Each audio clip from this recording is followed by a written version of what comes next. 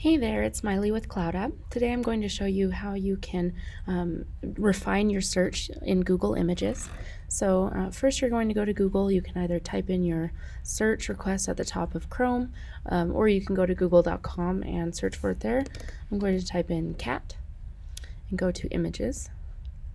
Now from here, if I want to see only images that I can use commercially, maybe use in a blog post or something like that, I will go to settings, advanced search, and then you can go down here to usage rights, and then there are some different options. So there's some that are free to use and share, some that you can do that even commercially, some that you can share or modify, and then some that you can use, share, and modify even commercially. And then there's some that are just not filtered by license. So that's what it's on right now, and that'll just show you any images, but you may not be safe to use all of those.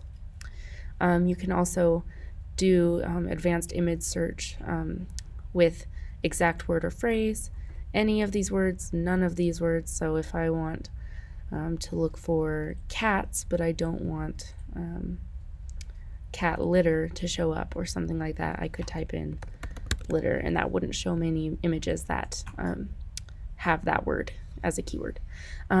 You can also search by size, aspect ratio, colors, type of image, and then there's also region, from a specific site if you're trying to find an image.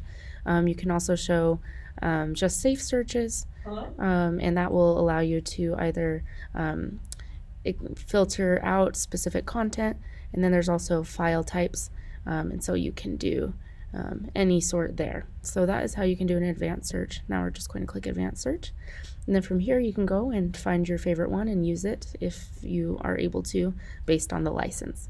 If you want to learn how to make your own tutorial video, check out the link in the description.